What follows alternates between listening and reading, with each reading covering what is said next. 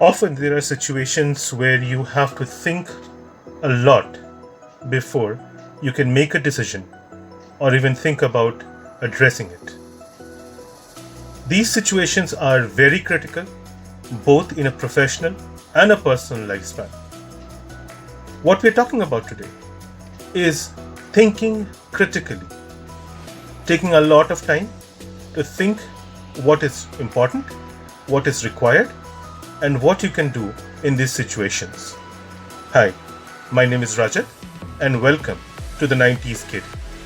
In today's video, we'll talk about critical thinking, what it does, and what its importance is in our life, and how we can develop the skill of thinking critically. Now, let's understand, critical thinking is aimed at achieving the best possible outcomes in any situation. In order to achieve it, it must involve gathering and evaluating information from as many sources as possible. It also requires a clear and often very uncomfortable assessment of your personal strengths, weaknesses, and preferences, and their possible impact on the decisions that you make. It also requires the development and use of farsightedness as much as possible. Implementing the decisions that are made arising from critical thinking must be taken into account as an assessment of possible outcomes and ways of avoiding potentially negative outcomes, the least that we can talk about. Critical thinking also involves reviewing the results of application of decisions made and implementing changes wherever possible. Now, someone who is well versed with critical thinking can do a number of things. The first thing is they understand when somebody is making a point, or if somebody is coming up with an idea, how good they are linked with each other. Second, assess the importance and relevance of arguments that are made and ideas that are put onto the table. Why it is very important is you never know that the slightest suggestions made by somebody could be the most important one and could get you to solve your problems.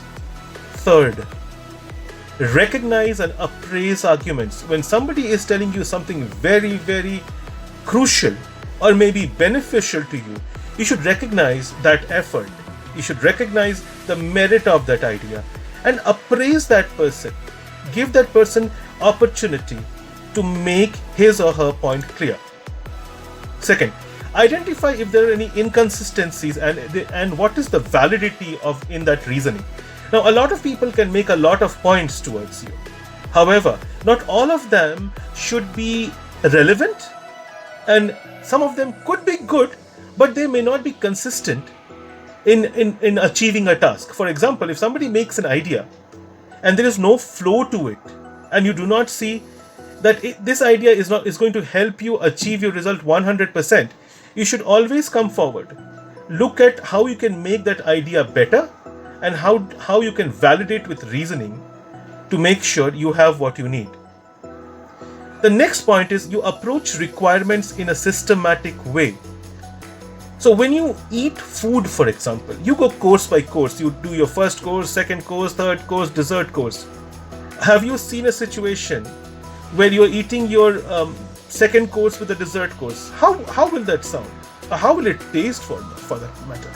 If it is not in a systematic manner, things will go haywire, and at the end of it, you will not achieve the results that you're looking for.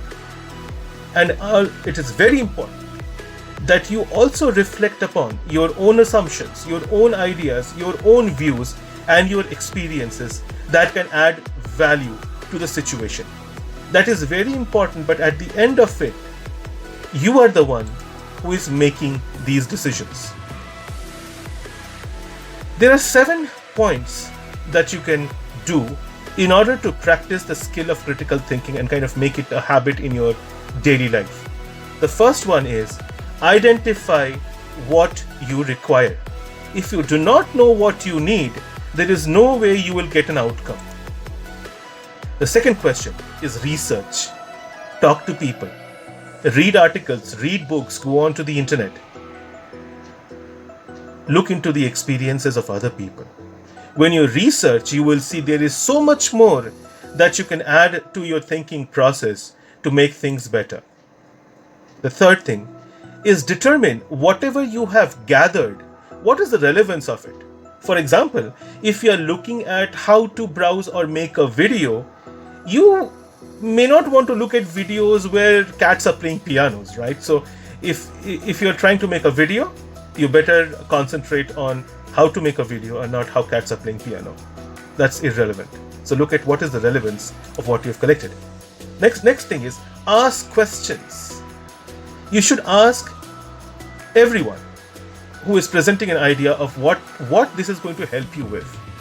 And then when you have gathered enough data with you which is relevant, which makes sense, go through them one more time and ask yourselves, how is this going to help me? Moving on, identify the best solution.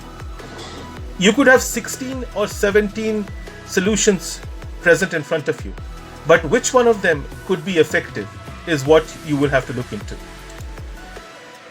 Then, present your solutions to somebody who understands the situation. Talk to that learned person, that experienced person, and ask him or her, is what you are presenting, does that make sense? Does your solution actually have any orientation towards closing the goal? And finally, analyze your solution yourself, think about it multiple times, take people's views, and then proceed on making a decision. At the end of it, let's understand, nobody is a perfect crucial thinker. But with constant practice, you can get better at it. You can handle situations by thinking critically from time to time, and this becomes a lifelong endeavor. The best example from our society about critical thinking is about matchmaking. I'm not sure how many of you have seen this, but when matches are made, the entire family gathers, they talk to each other within the family. They go out and see what this particular person to whom our family is getting aligned to, getting married to, etc. How good are they? What are their habits? What they're saying is true or not? And then, after gathering all that data, the entire family sits together and then decides whether the match has to be made or not. So see, it is always there. Critical thinking was always there in our life. It's always there in the society. It's just that we did not view it or value it as it should have been. Thank you.